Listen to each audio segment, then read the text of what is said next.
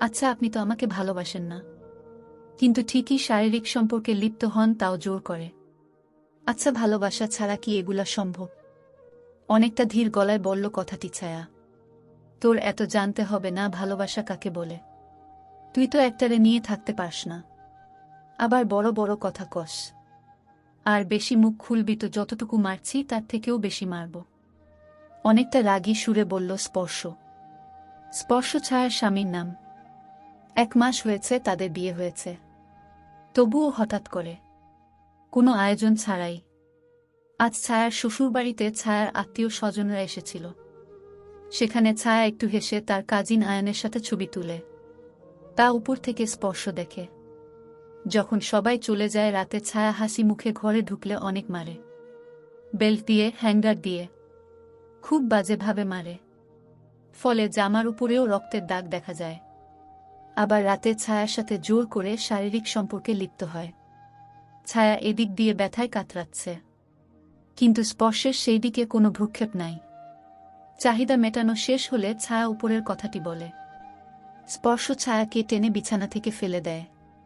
ছায়ার চোখ থেকে অজস্র পানি পড়ছে, মনে হচ্ছে ব্যথায় মারা যাবে। স্পর্শ, তোর মতো মেয়ের আমার বিছানায় জায়গা নাই। ছায়া, আচ্ছা, ছবি তোলা কি খুব বেশি অপরাধ? স্পর্শ, তোর সাথে কথা বলতেই আমার ঘেন্না লাগছে। ছায়া, তাহলে কেন আমাকে এত অসহ্য যন্ত্রণা দিলেন? আজকে না হয় থাকত।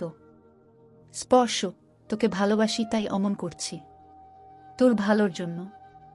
ছায়া, আমাকে ভালোবাসেন? হাসি পায় এই ভালোবাসার কথা শুনলে। স্পর্শ, যা নিচে ঘুমা। আমার সাথে ঘুমাবি না, আর কাল থেকে কলেজও যাবি না। তোর কলেজ বন্ধ। আমি জানি আমার বউকে কিভাবে ঠিক করতে হবে। ছায়া, কিছুদিন পর আমার এইচএসসি। আপনি প্লিজ আমার পড়ালেখার উপর কোনো কিছু কইরেন না। আমি আপনার সব শুনব। স্পর্শ, তুই যে কলেজে নষ্টামি করতে যাস এটা আমি ভালো করে জানি। তুই এখন আমার চোখের সামনে থাকবি। ছায়ার যে আর কিছু বলার নাই, শুধু চোখ বেয়ে অজস্র নোনা জলের বাঁধ ভাঙছে। ছায়ার মা মারা যাওয়ার পর যেন সব সুখ কবরে মাটি চাপা হয়ে গেছে। হ্যাঁ, ছায়ার মা নেই, এর জন্য তো ছায়ার কপালে সুখ নেই। সব কিছুই হারিয়েছে, নতুন করে হারানোর কিছু নেই ছায়ার। উফ, এত যন্ত্রণা কেন লাগছে আমার? এসবে তো আমি অভ্যস্ত। তাহলে কেন আজ চোখ থেকে বাঁধ ভাঙছে? ফ্লাইট এসে পড়েছে। এয়ারপোর্টের সব যাবতীয় কাজ শেষ করে ভোরের দিকে এয়ারপোর্ট থেকে বের হলো। 1 বছর পর বাংলাদেশে আসা। কতই কিছু না আছে এই দেশে, সব থেকে বড় কথা ভালোবাসা এখানে আছে। হ্যাঁ, অনুভবের ভালোবাসা। কতদিন দেখে না ছায়াকে, কতদিন দুচকে চোখ রেখে নিজের না বলা কথাগুলো বলে না, কতদিন ওদের কথা হয় না। জানি না ছায়া কি অনুভবকে দেখে সবার সামনে জড়িয়ে ধরবে, নাকি খুশিতে কান্না করে দিবে। উফফ, ভাবতেই কান্না আসছে। আমি আসছি ছায়া, তোমার কাছে আসছি। এখন আর তোমাকে দূরে রাখব না, বউ করে আনব। আর সহ্য করতে হবে না তোমার কষ্ট। হ্যাঁ, অনুভব ছায়াকে পাগলের মতন ভালোবাসে। যতটা ভালোবাসলে তাকে পাগল বলা যায় তার থেকেও বেশি। কিন্তু অনুভবও জানে না যে ওর বুকের বাম পাশের ভালোবাসা অন্য কারোর বউ। এয়ারপোর্টে থেকে বের হয়ে দেখতে পাচ্ছে সবাই এসেছে অনুভবকে নিতে। অনুভব সবাইকে জড়িয়ে ধরছে, ছায়াকে খুঁজছে। কিন্তু ছায়া কোথায়? ছায়া কি আমাকে জড়িয়ে ধরবে না? খালাম্নি, খালাম্নি, ছায়া আসেনি। ছায়া কোথায়? খালাম্নি। ছায়া, ছায়ার কথা পরে হবে, আগে বাসায় চলো বাবা। অনুভবকে নিতে অনুভবের খালাম্নি, অনুভবের মা বাবা, কাজিন সবাই আসছে, কিন্তু ছায়া আসেনি কেন? ছায়ার কি কিছু হয়েছে? ছায়া মনে হয় পড়াশোনায় বেশি মনোযোগী হয়ে গেছে, তাই মনে হয় আসেনি।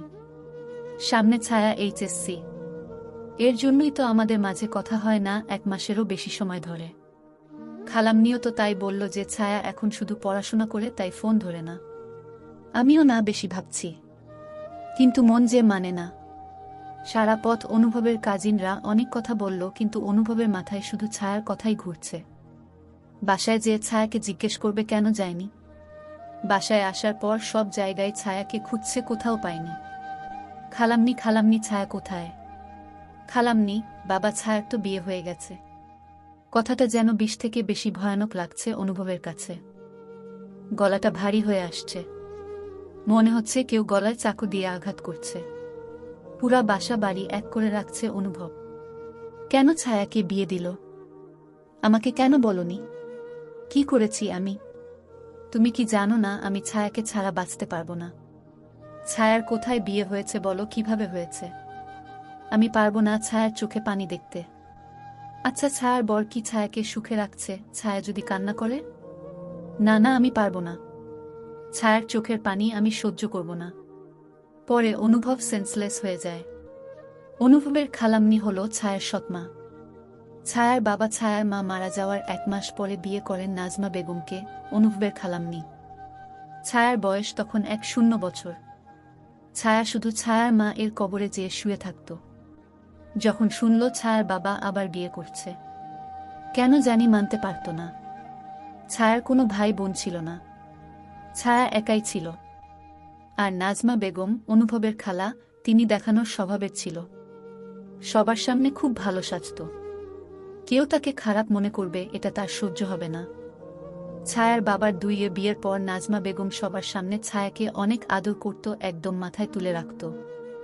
সবাই মনে করত না ছায়া একজন ভালো সৎমা পাইছে, কিন্তু ভিতরে ভিতরে নাজমা বেগম ছায়াকে দেখতে পারত না। নাজমা বেগমের আপন বোনের ছেলে হচ্ছে অনুভব।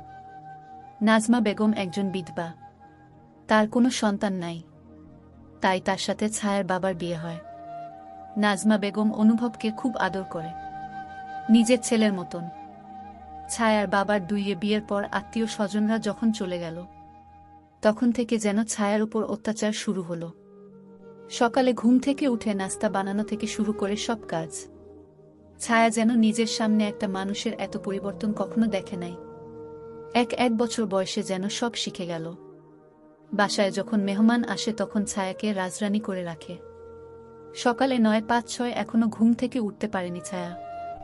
রাতে ব্যথায় ঘুমাতে পারছিল না, পরে ঘুমার ঔষধ খেয়ে ঘুমিয়েছে, তাই আর সকালে উঠতে পারে নাই।